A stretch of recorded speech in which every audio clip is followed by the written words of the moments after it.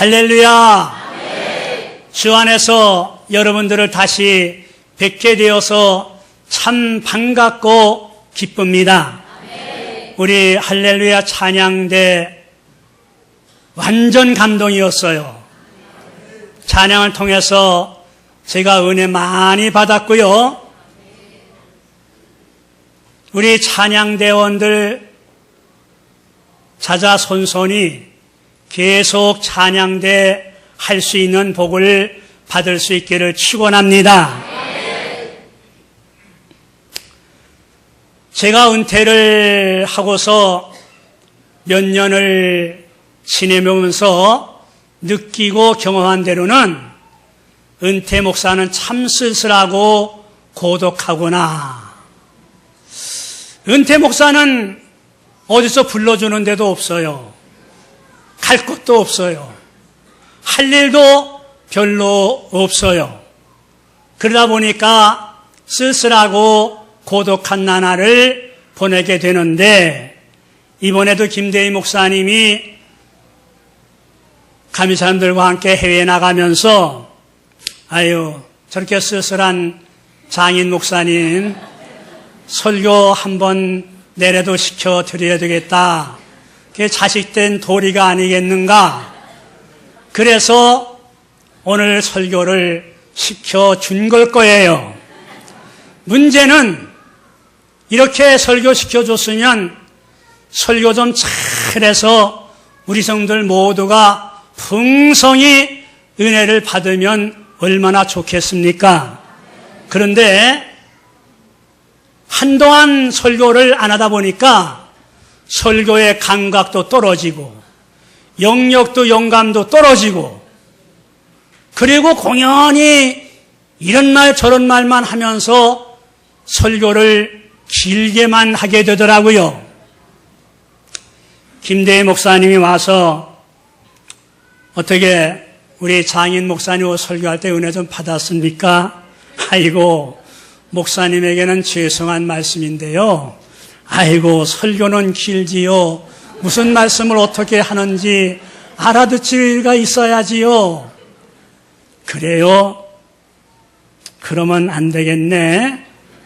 그러면 그 다음에 설교 안 시켜줄 거잖아요. 그러니까 제발 은혜 좀 받아줘요. 제가 설교를 좀 잘못하더라도요, 아멘 아멘 하면서 은혜 좀 받아주셔야 제가 가끔씩이라도 강단에 한번 쓸 수 있어요. 은퇴하고 보니까 하나님이 강단에 세워주는 은혜의 복이 얼마나 큰지 알 수 있겠더라고요. 은퇴하면 뭐 제대로 되는 일이 없어요. 오늘 여기 와 설교를 해야 되겠어서 제가 집에 있는 하복 한 두 벌 있는데 그걸 꺼내 입어봤잖아요. 근데 이제 나이를 먹으면 몸이 줄어드는 거예요. 그러니까 입어보니까 다 커진 거야. 그리고 은퇴 전 몇 년 전에 샀고 은퇴하고 4, 5년 지났으니까 10여 년 지난 옷이잖아요. 구닥다리에다가 옷은 크고, 그러니 이걸 입고 서면 가지나 볼품 없는 목사가 추레하게 너무 아닌 것 같아요. 그래서 어제 여기 왔다가요, 당신은 옷 파는 데를 모르고 저희 사람한테 얘기를 해서 천안에 달려가서 이 옷 한번 사 입고 온 거예요. 네? 여러분에게 좀 잘 보이려고요. 어디 좀 괜찮은가요?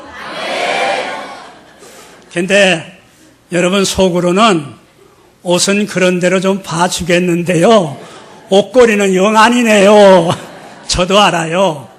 나이 먹으면 볼품이 없어지거든요. 그래도 하나님이 세워주신 줄로 믿고 열심히 말씀 잘 들으면서 은혜 받을 수 있기를 바랍니다. 기쁠 때나 슬플 때나 도우시는 사랑의 주, 기쁠 때에 찬양하고 슬플 때 기도합니다. 사랑의 우리 주여 위로하소서. 임마누엘 주여 새 힘 주소서.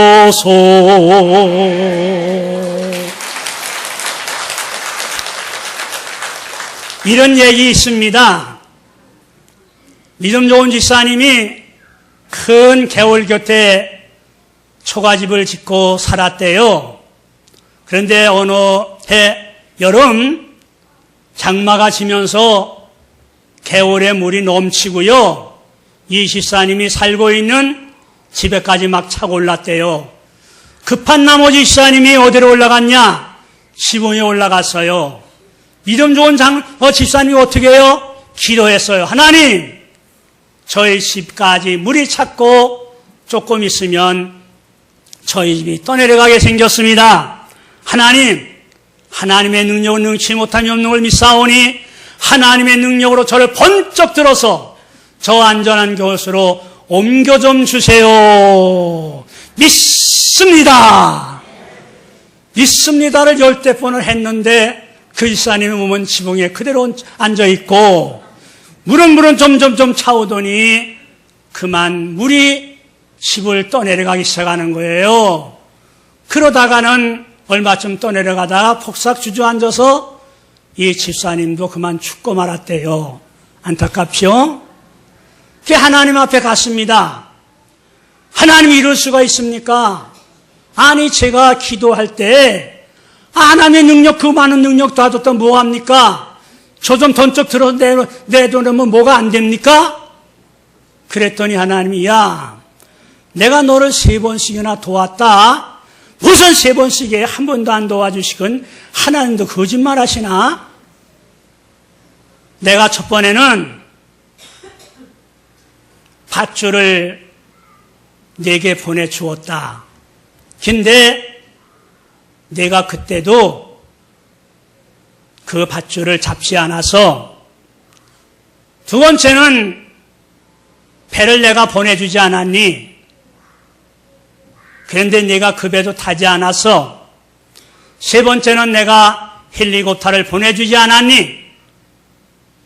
그 조종사가 빨리 밧줄을 타고 올라오셔야 할 때 너는 그 밧줄을 타 올라가지 않았어. 성도 여러분, 이 얘기가 무엇을 우리에게 던져주느냐 하면은 하나님이 주시는 은혜의 방법, 돕는 방법을 우리가 제대로 알지 못하고 있다는 겁니다. 우리가 이 세상에 살면서 많은 은혜와 복을 받지만 그 은혜와 복을 제대로 깨닫지 못하고 감사하지 못하고 은혜 받은 자로서의 합당한 삶을 살지 못한다는 거예요. 저는 아주 어릴 적부터 시력이 나빴습니다. 초등학교 때 맨 앞자리에 앉아서도 칠판 글씨를 보지 못했습니다. 책도 잘 안 보였습니다. 그런 가운데 공부하자니 얼마나 힘들고 어려웠겠습니까? 정말 힘들고 고생하며 공부를 했습니다.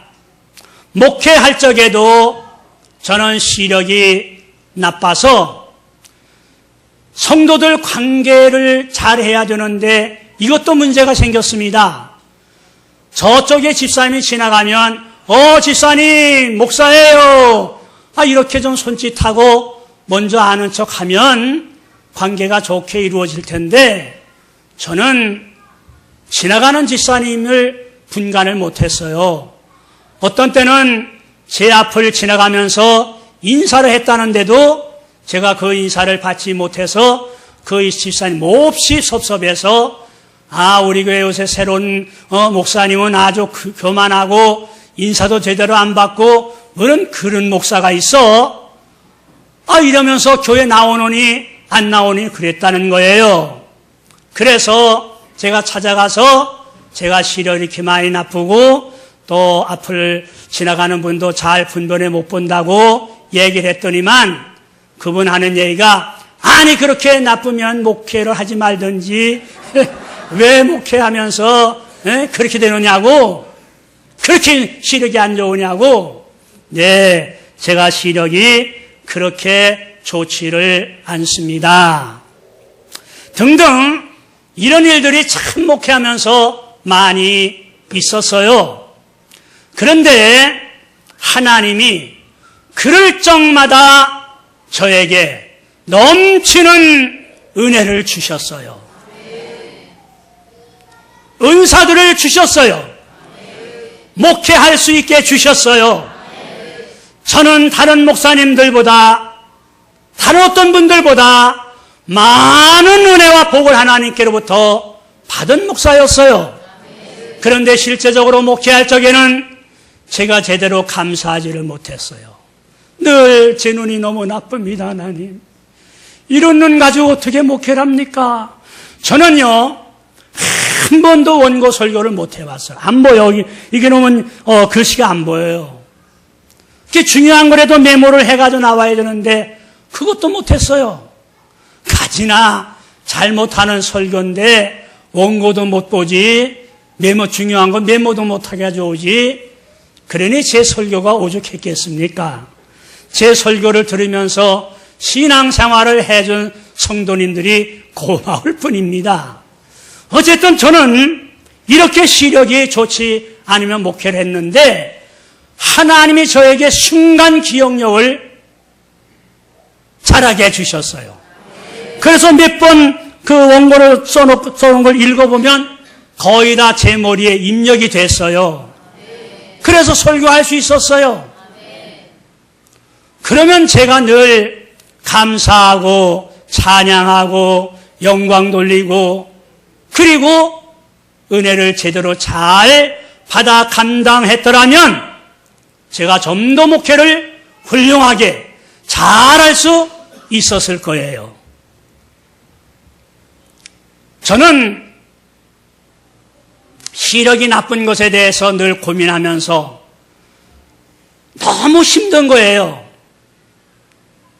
안타까운 마음을 많이 가졌어요.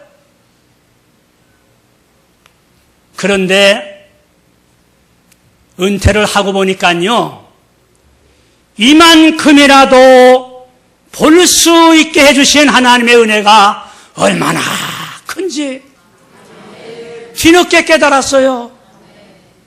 제가 여기서 조금만 못 보면 완전 속용되는 거예요. 걔도 더듬더듬하지만 앞에 분들 잘 분별하지 못하지만 그래도 이만큼이라도 볼 수 있도록 하나님이 해주셔서 제가 이만큼 보고 살 수 있게 된 것이 얼마나 감사한지 모릅니다. 옛말에 사람의 몸이 1000냥이면 몸이 900냥이라고 그랬어요. 그만큼 눈이 중요한 거예요. 여러분, 좋은 눈 가졌을 때 많이 성경 보고요. 좋은 눈 가졌을 때 많이 찬양하고요. 좋은 눈 가졌을 때 열심히 봉사, 충성 많이 할 수 있기를 축원합니다.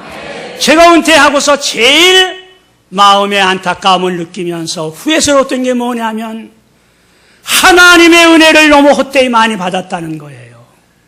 예?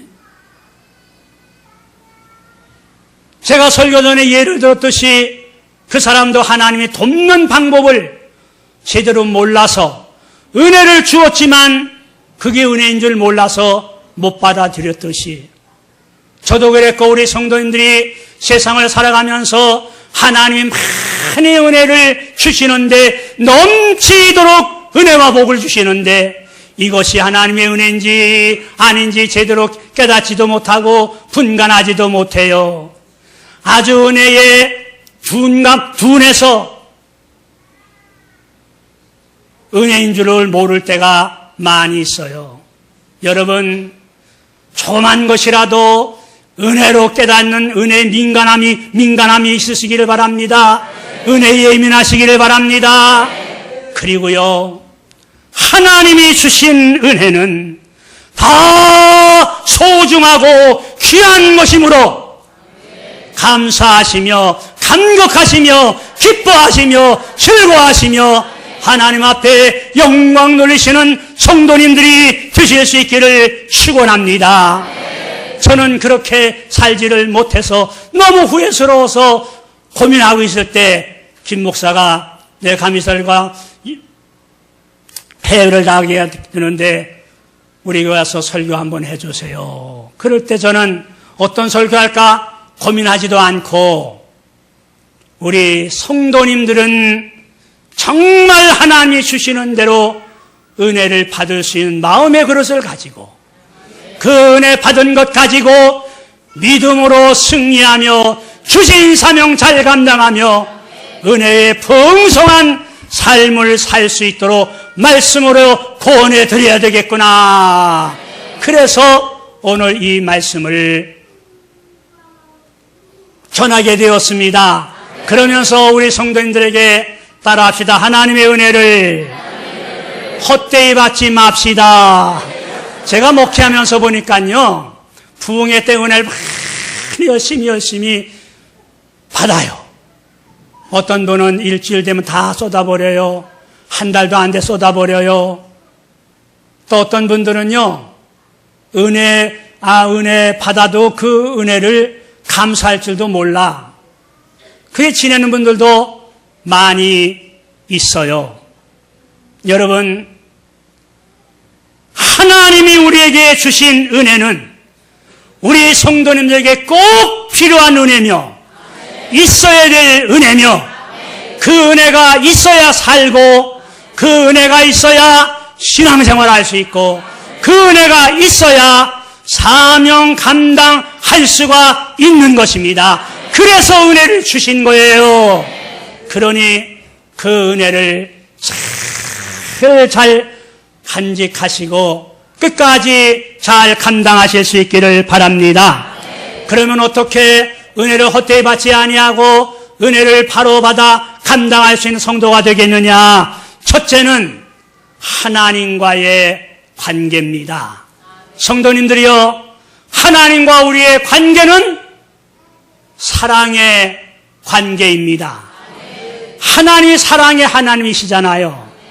근데 하나님이 그 사랑을 주었을 때 기뻐하고 감사하고 찬양하고 영광 돌릴 수 있는 대상이 있어야 되잖아요. 그 대상으로 우리 성도님들을 선택해 주셨다는 거예요. 그러므로 하나님의 사랑이 어떠한 사랑인지 알며 하나님의 사랑에 감격하고 기뻐하고 감사할 수 있어야 돼요. 여러분, 하나님의 사랑은 어떤 사랑입니까? 변치 아니하는 사랑입니다. 우리 성도님들에게 주신 하나님의 사랑은 영원히 변치 아니하는 사랑입니다. 그리고 포기하지 않는 사랑입니다. 우리가 하나님을 배은망덕하고 하나님의 말씀을 무시하고 우리 뜻대로 마음대로 살고 불순종하더라도 끝까지 참고 기다리시면서 포기하지 않으시면서 사랑을 베풀면서 우리를 다시 하나님의 품으로 돌아오게 하는 사랑이 하나님의 사랑인 것입니다. 그러므로 사랑하는 성도님들이여, 더 이상 하나님을 실망시키지 맙시다. 더 이상 하나님의 말씀을 거역 불순종하지 맙시다. 하나님 뜻대로 살지 못했던 것 이제는 끝하고 이제는 순종하며 하나님의 사랑을 슬프게 드리지 맙시다. 그래도 하나님은 우리에 대해서 포기하지 아니하고 사랑해 주시지만, 여러분, 하나님의 사랑에 감동하며 눈물 흘리보신 적이 있습니까? 그런 경험이 있습니까? 여러분, 내가 하나님의 사랑을 받을 수 있는 자격이 있어 받는 것 아니에요. 내가 하나님의 사랑을 받을 만한 무엇이 있어 받는 것 아니에요. 여러분이나 저는 정말로 하나님의 사랑을 받을 수 있는 자격 없어요. 하나님의 사랑을 받을 수 있는 어떤 거 아무것도 없어요. 그럼에도 불구하고 하나님이 우리들을 사랑해 주시잖아요. 변치 않는 사랑으로 사랑해 주시잖아요. 포기하지 않는 사랑으로 사랑해 주시잖아요. 그 사랑에 우리는 감동하고요, 감화하고요, 그리고 정말 눈물을 흘리면서 하나님이여, 저 같은 것을 어떻게 이렇게 사랑하십니까? 어찌 저를 이렇게 사랑해 주십니까? 눈물을 흘리고 감사할 수 있어야 돼요.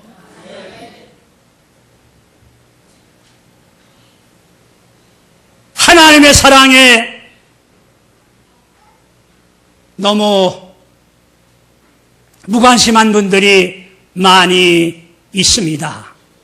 사랑하는 성도님들이여, 오늘 이후에 하나님이 나에게 어떠한 사랑과 은혜를 베풀어 주셨는지 다시 한번 마음속 깊이 정리해 보면서 느끼면서 깨달으실 수 있는 기회를 가지실 수 있기를 바랍니다.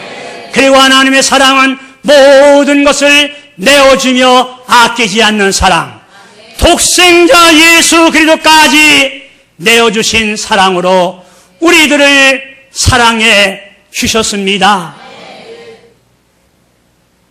이렇게 하나님이 우리를 사랑하셨은즉 또한 우리도 하나님을 사랑해야 합니다. 마음 중심으로 뜨겁게 주님을 사랑하고 주님을 기뻐하고 즐거워하고 주님만으로 만족하고 주님으로 늘 행복할 수 있어야 합니다. 하나님의 사랑을 받았으면 또한 사랑으로 응답을 해야 되는 것입니다. 여러분, 이렇게 하나님과 사랑의 관계가 바로 되어질 때 하나님이 우리들에게 주신 모든 은혜와 가지가지의 은사와 복들이 깨달아지는 거예요. 보여지는 거예요. 그것이 너무너무 크게 느껴지는 거예요. 그래서 감사와 찬양을 드리게 되는 거예요. 이렇게 하나님의 은혜와 사랑을 감사, 찬양할 때 하나님과의 관계가 바로 되어지는 겁니다. 여러분, 하나님과의 관계가 바로 되어질 때에 여러분의 삶이 제대로 지어지는 겁니다. 여러분의 가정이 행복해지는 겁니다. 여러분들이 하는 일들이 질서정연하게 잘 풀려나가게 되는 것입니다. 하나님과의 관계가 바로 되어질 때에 우리 성도님들이 하는 일마다 형통하게 잘 되어지게 되는 것입니다. 그러므로 사랑하는 성도님들이여, 하나님과의 사랑의 관계를 회복하셔서 하나님이 은혜로 주시는 모든 것을 다 제대로 깨달아 감사하고 은혜 받은 자로서의 합당한 삶을 살아가실 수 있는 성도님들이 되시기를 바랍니다.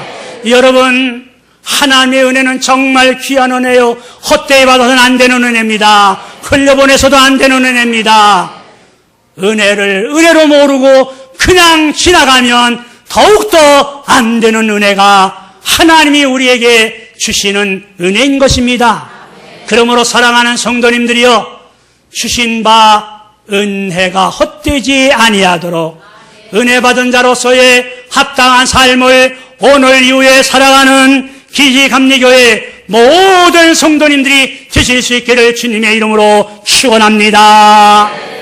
그리고 하나님과의 바른 관계, 은혜를 제대로 깨달아 아는 관계를 이루려고 하면 죄가 없어야 돼요. 죄는 하나님께로부터 우리에게 오는 모든 것을 차단해 버려요. 하나님이 주시는 걸 받지 못하게 하는 것이 바로 죄라는 것입니다. 그런데요, 지금은 우리 성도님들이 예수님의 이름으로 기도하며 지은 죄를 다 예수님 앞에 낱낱이 고백하며 다 용서함 받을 수 있는데요, 이 죄 문제를 원천적으로 하나님이 해결할 땐 얼마나 심각했는지 몰라요. 여러분, 죄 문제가 해결되는 것 식은죽 먹듯이 쉬운 것이 아니었습니다. 하나님에겐 공의가 있어요. 하나님의 공의는 죄악의 삭선 사망이라 로마서 6장 23절에 있는 말씀대로 죄진 인간은 죽어야 돼요. 그런데 또한 하나님에게 사랑이 있잖아요. 하나님 사랑편에서 볼 때는 아무리 죄진 인간이지만은 나를 배신한 인간이지만 어떻게 죄 가운데 죽게 내버려 둘 수 있겠는가? 여기에 하나님의 고민이 있었습니다. 그래서요, 하나님의 공의와 사랑을 충족시킬 수 있는 방법 하나를 내놓으셨는데, 그것이 뭐냐 하면 예수를 이 땅에 보내시어 우리의 모든 죄를 다 담당하시고 저 십자가에 달려 죽으시고 저 십자가에 달려 죽인 주님을 바라보며 내 죄 때문에 주님이 죽으셨습니다. 그걸 인정하고 모든 죄를 고백하면 용서함 받을 수 있게 주셨어요. 그런데 성도님들 여기에서 하나 아셔야 될 것이 있어요. 여러분, 가끔씩 믿지 않는 사람들이나 타종파 사람들과 얘기하다 보면 기독교는 너무 독선적이야. 기독교는 너무 우월감에 사로잡혀 있어. 기독교인은 너무 이기주의자야. 그런 말 들어보지 않습니까? 왜 기독교만 구원이 있다고 하느냐? 왜 기독교에만 진리가 있다고 하느냐? 여러분, 이럴 때 우리 성도님들이 답변을 할 수 있어야 돼요. 제가 이 시간 말씀을 드릴 텐데 잘 들으시고요. 왜 우리 기독교만이 진리가 있고 생명이 있고 기독교만이 구원이 있는지 설명을 해줄 수 있기를 바랍니다.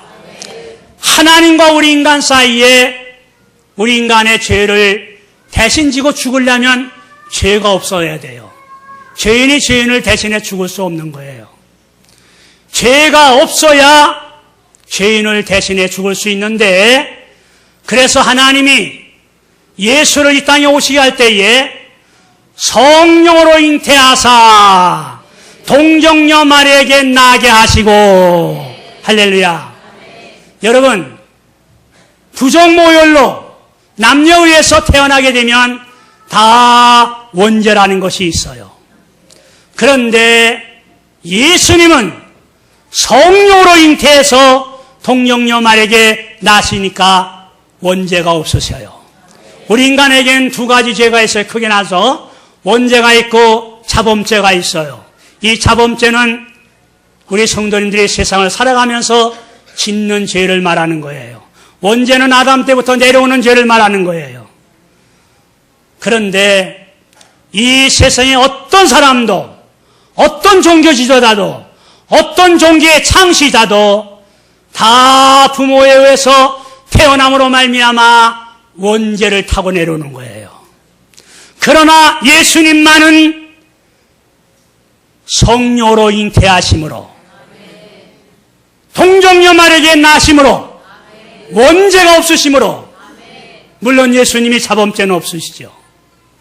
그래서 우리 죄인을 위해서 대신 죽어주실 수 있는 자격을 갖추셨어요.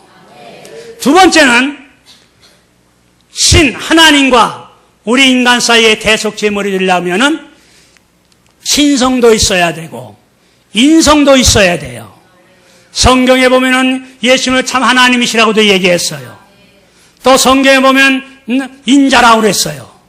그러니까 하나님이 예수님에겐 신성도 있게 하고 인성도 있게 하셨어요. 그래서 신이신 하나님과 우리 인간 사이에 대속 제물이 될 수 있게 해주셨어요. 신성과 인성을 동시에 구비하고 태어난 사람은 이 지구상에 예수님밖에는 없으셨습니다. 예수님만이 신성과 인성을 동시에 구비하고 이 세상에 오셨어요. 세 번째는 우리 인간을 사랑하시면서 당신의 생명까지라도 줄 수 있어야 되는데, 우리 인간을 사랑하시면서 당신의 생명을 주신 분이 예수님밖에는 없어요. 우리를 위해 죽어줬다는 사람 누구 들어보았습니까? 예수님만이 우리를 위해서 죽어주셨어요. 그 예수님은 원죄도 없으시고 자범죄도 없으시고요, 신성도 있으시고 인성도 있으시고요, 우리를 사랑하시기에 죽기까지 사랑하시고 모든 걸 내어주며 사랑하셨으니 예수님만이 우리의 대속제물이 되실 수 있었고요, 예수님만이 우리를 죄악에서 건져주실 수 있었고요, 예수님만이 우리의 구주가 되시는 겁니다. 그러므로 이 세상에 많은 종교가 있습니다마는 우리 기독교만이 구원의 종교인 것입니다. 우리 기독교만이 생명의 종교인 거예요. 그래서 예수님이 요한복음 14장 6절에 나는 곧 길이요 진리요 생명이니 나로 말미암지 않고는 아버지께로 올 자가 없느니라 라고 말씀을 했어요. 여러분, 예수님만이 우리의 길이 되십니다.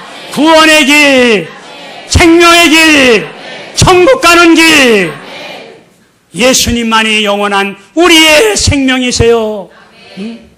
그러니까 우리는 예수님만 믿고 예수님만 붙잡는 거예요. 누가 뭐라고 하더라도 나의 구원은, 나의 죄를 대신하여 죽으신 분은 예수님밖에는 없습니다. 예수님만 의지하고 사랑합니다. 예수님만 붙잡고 따라가렵니다. 어려워도 힘들어도 예수님만 따라가렵니다. 그래서 예수님만 붙잡고 따라가야 되는 거예요. 자, 이렇게 하나님이 우리의 과거, 현재, 미래의 죄까지 다 주님의 십자가에서 도말해 주셨어요. 없이 해 주셨어요. 그래서 우리 기독교의 구원은 현재성입니다. 앞으로 가서 구원 얻는 게 아니라 예수를 구주로 영접하고 예수 안에 거하면 구원받은 자가 되는 것입니다. 여기서 우리 성도님들이 하나 알아야 되는 것은 예수님과 인격적인 만남이 있어야 되는 거예요. 막연히 예수님이 어디 계시다, 나와 함께 계시겠지, 이런 게 아니에요. 여러분, 영적으로 예수님을 만나는 체험이 있어야 되는 거예요. 그래서 자기 신앙 고백이 있어야 되는데, 주는 그리스도시요 살아계신 하나님의 아들이시며 나의 구주가 되시나이다 라는 고백이 있어야 된단 말이에요. 네? 누구한테 배워서가 아니에요. 어디서 들어서가 아니에요. 자기 속에 역사하시는 성령의 역사하심으로 주님이 영적으로 보여지면서 주님이 정말 그리스도시요 살아계신 하나님의 아들이시며 나의 구주가 되시나이다 라고 고백을 할 수 있어야 되는 거예요. 그러므로 사랑하는 성도님들이요, 그냥 대충 예수 믿으면 안 돼요. 정확하게 예수와 만나는 인격적인 체험이 있어야 되고요, 분명한 자기 신앙 고백이 있어야 돼요. 그러면 예수가 내 안에, 내가 예수 안에 거하면서 살게 되는 거예요. 이렇게 되게 될 때에 하나님이 주신 모든 은혜가 나에게 깨달아지기 시작합니다. 이런 것들이 하나님의 은혜였구나, 여기에도 하나님의 은혜구나. 여러분, 가는 곳마다 하나님의 은혜가 아닌 것이 없어요. 여러분이 하는 일마다 하나님 돕지 아니하는 은혜가 없어요. 모두가 하나님의 은혜인 것을 비로소 주님과 만나는 체험, 죄를 해결하고 내가 내 죄를 사하였노라는 주님의 음성을 들을 때에 세상이 달라지는 거예요. 그리고 하나님의 모든 은혜가 깨달아지는 거예요. 정말 이때까지 산 것은 주님의 은혜입니다. 이제 곧 내가 산 것도 주님의 은혜라. 또 나를 본향에 인도해 주시리. 여러분, 신앙은 결단입니다. 말씀을 들으면서 결단을 해야 됩니다. 내가 이젠 어떻게 살며 하나님이 주신 은혜를 어떻게 받아 감당하며 은혜 받은 자로서의 어떻게 살아가리라. 마음의 결단을 해야 합니다. 여러분, 성령을 통해서 예수 그리스도를 마음속에 영접하시기를 바랍니다. 여러분 마음 왕자의 예수님을 모시고 하나부터 10까지 조금부터 큰 일까지 주님과 의논하며 주님의 뜻대로 하시기를 바랍니다. 정말 나는 주님의 것이요, 주님은 내 안에 계십니다. 여러분, 주님의 것인 줄 믿으십니까? 그러므로 나는 사나 죽으나 주님의 것이요, 사나 죽으나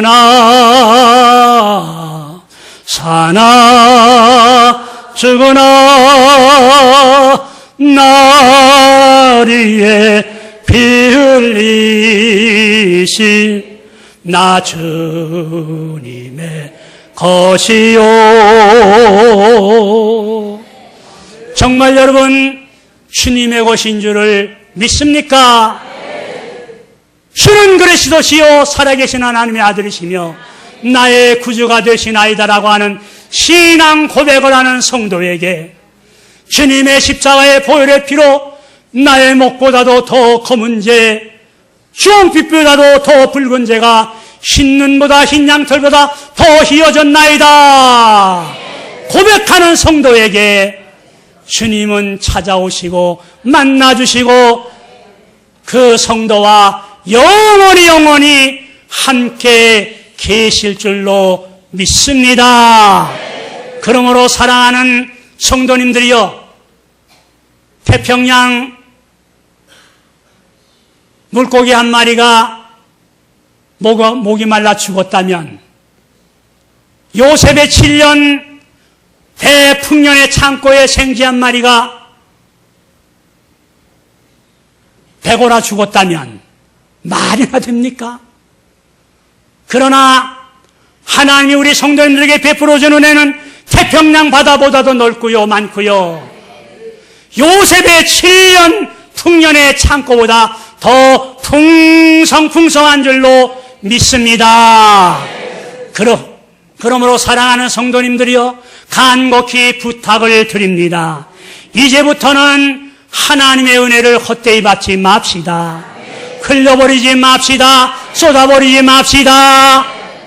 그리고 은혜 받은 자로서의 합당한 삶을 살아감으로 하나님께 사랑받고 소중한 자로 인정받고 주님이 늘 기뻐하며 함께 동행하기를 원하는 그런 성도가 될 수 있기를 주님의 이름으로 축원합니다. 기도하겠습니다.